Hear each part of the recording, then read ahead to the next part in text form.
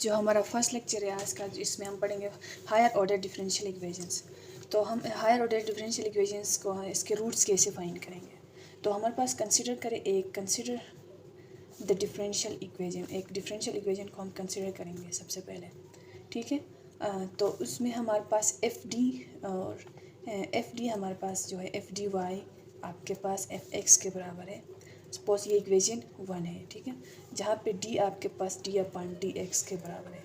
तो F D को हम क्या कहेंगे, यहाँ पे एफ डी जो हमारे पास जो टर्म है उसको हम कैरेक्टरिस्टिक इक्वेशन कहते हैं, सी आर कैरेक्टरिस्टिक्स इक्वेशन कहते हैं। कैरेक्टरिस्टिक इक्वेशन है एफ डी हमारे पास, और उसके पास एफ सी जो है एफ एक्स हमारे पास ये है, ये इसको हम कहेंगे फोर्सिंग इक्वेशन भी कह सकते हैं, फोर्सिंग फंक्शन भी कह सकते हैं, फोर्सिंग फंक्शन कहते हैं। अभी अगर इफ़ फर्स्ट कंडीशन ये है कि अगर एफ एक्स हमारे पास 0 के बराबर आए तो देन इक्वेशन 1 जो है इसको हम क्या कहेंगे, होमोजीनियस कहेंगे। इसको हम क्या कहेंगे, होमोजीनियस डिफरेंशियल इक्वेशन कहेंगे। होमोजीनियस डिफरेंशियल इक्वेशन इसे कहते हैं कि सपोज करें d square plus d plus 1 whole y is equal to 0 आए। इस लेफ्ट साइड पे राइट साइड पे जो 0 आता है उसको हम होमोजीनियस कहेंगे। अगर इफ़ एफ एक्स फोर्सिंग जो फंक्शन है is not equal to 0, then 0 के बराबर ना आए तो देन सच इक्वेशंस को हम क्या कहेंगे, आर कॉल्ड नॉन होमोजीनियस कहेंगे। ऐसे इक्वेशंस को हम नॉन होमोजीनियस डिफरेंशियल इक्वेशंस कहते हैं। तो इस टाइप की इक्वेशंस में क्या होगा, like 2d square plus 2d whole y is equal to x, कुछ भी हो सकता है, राइट साइड में कुछ हो तो उसको हम क्या कहेंगे, नॉन होमोजीनियस डिफरेंशियल इक्वेशन कहेंगे। अभी हम उसके डिफरेंशियल इक्वेशन जो इसके इक्वल नहीं हो तो इसको हम नॉन होमोजीनियस डिफरेंशियल इक्वेशन कहते हैं। कुछ केसेस पढ़ेंगे कि जो है रूट्स कैसे फाइंड करेंगे, how to find the roots of non homogeneous and homogeneous differential equations. To find how to find the roots of differential equation, इसको हम कैसे फाइंड करेंगे। तो यहाँ पे हमारे पास 3 केसेस है, केस 1 3 केसेस है, इस मुताबिक हम फाइंड कर सकते हैं। अगर हमारे पास इफ़ जो है रूट्स जो है क्या हो, अगर रूट्स रूट्स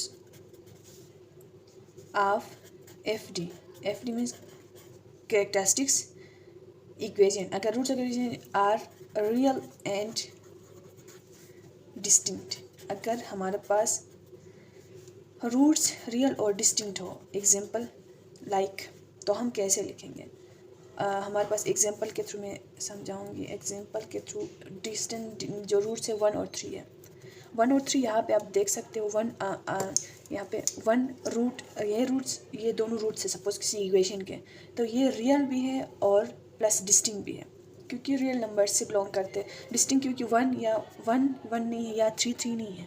अगर 1 या 3 होता तो उसको रिपीटेड कहेंगे। 1 3 डिफरेंट रूट्स है तो उसको हम डिस्टिंक्ट रूट्स कहेंगे। अगर डिस्टिंक्ट रूट्स है तो उसके रूट्स है तो y इज इक्वल टू, इसके फंक्शंस उसको रूट्स को कैसे फाइंड करेंगे, c1 e की power x 1x plus c2 e की पावर 3x लिखेंगे।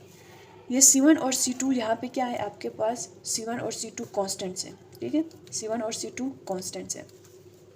यहाँ पे ओनली हमने ये काम किया कि डिफरेंट रूट्स आए तो हम क्या कहेंगे, c1 के साथ जितने भी है वो उसको पावर में लिखेंगे। 1 है तो 1 लिखा, यहाँ पे 3 है तो 3 लिखा।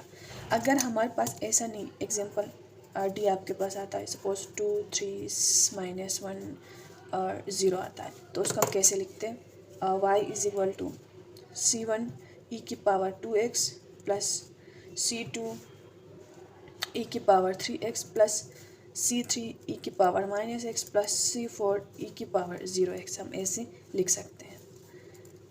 अभी सेकंड जो केस है ये आपके पास रियल एंड डिस्टिंक्ट के लिए केस, सेकंड जो केस है उसमें आप रूट्स जो है, अगर आपके पास जो रूट्स आते हैं वो क्या हो, roots are real and repeated.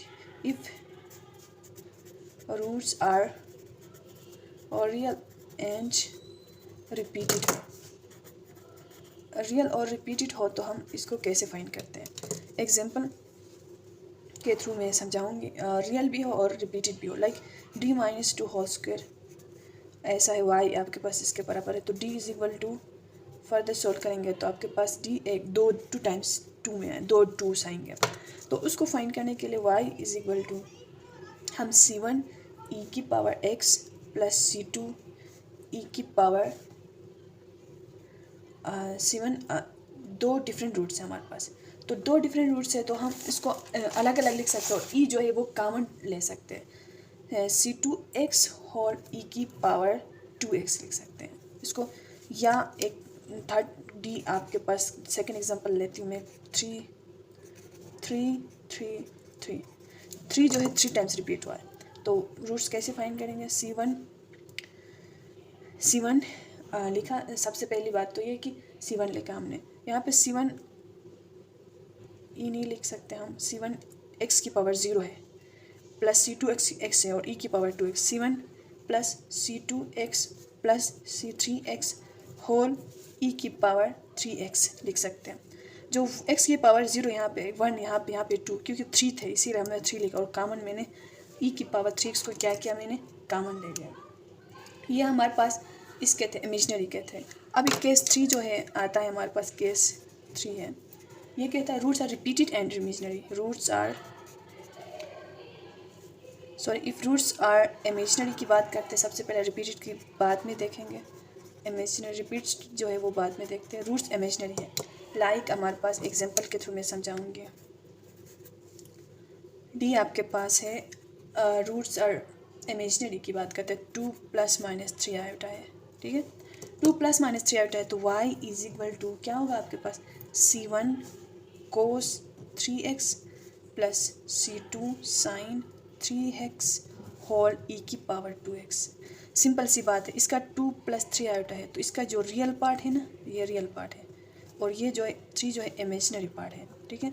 जो रियल पार्ट है वो उसको कोस के साथ, इमेजनरी पार्ट है उसको कोस के साथ और साइन के साथ कॉन्स्टेंट्स लगाना है, c1 c2, और लास्ट में जो e के साथ जो आता है वो जो है आपके पास ये रियल पार्ट आता है, बाकी जो इमेजनरी पार्ट कोस साइन के साथ आता है।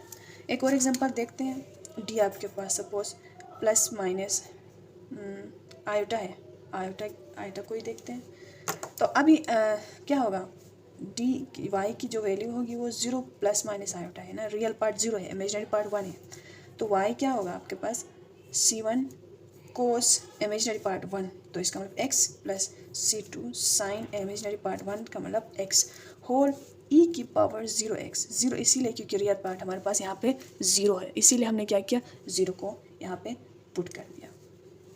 थर्ड केस ये था। फोर्थ केस देखते हैं, फोर्थ केस में ये देखते हैं कि roots are repeated and imaginary, roots are repeated, अगर हमारे पास रूट्स जो है रिपीटेड एंड इमेजनरी हो तो हम कैसे लिखते हैं,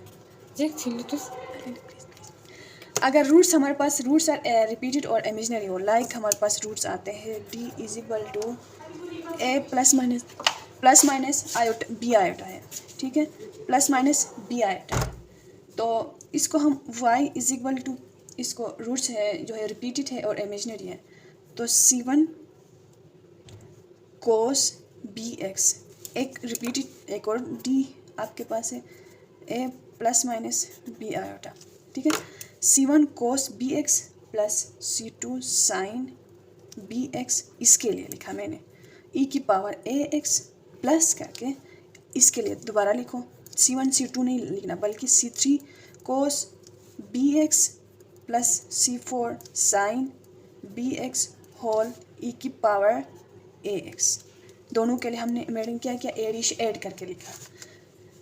रूट्स रिपीटेड और इमेजनरी हो तो सिंपल सी बात है, c1 c2 को एक्स्ट्रा ऐड करना है, बाकी चीज़ें ऐड करके लिखना है, जिस तरह यहाँ पे लिखा था, यहाँ पे इमेजनरी थे तो वन टाइम्स लिखा, तो रिपीटेड थे तो 2 टाइम्स लिखना है, बाकी c1 c2 c3 c4 को आपने ये जो टर्म्स है उसको रिपीट करना है। अभी जो हमारे पास ये जो थे हमारे पास रिपीट्स और रियल के रूट्स थे, तो ये 4 किस्म के रूट्स आए हैं हमारे पास, 4 किस्म के केसेस हमने स्टडी किया यहाँ पे। अब इसके रिलेटेड जो क्वेश्चंस है उसको हम बाद में देखते हैं। इसमें जो SM यूसुफ के 10.1 और 10.2 इस बेस पे, इसके बेस पे क्वेश्चंस वहाँ पे बने हुए हैं। तो आज का जो हमारा टॉपिक था रूट्स के बारे में था। तो if you like my channel, please like, subscribe and share my YouTube channel. Thanks for watching.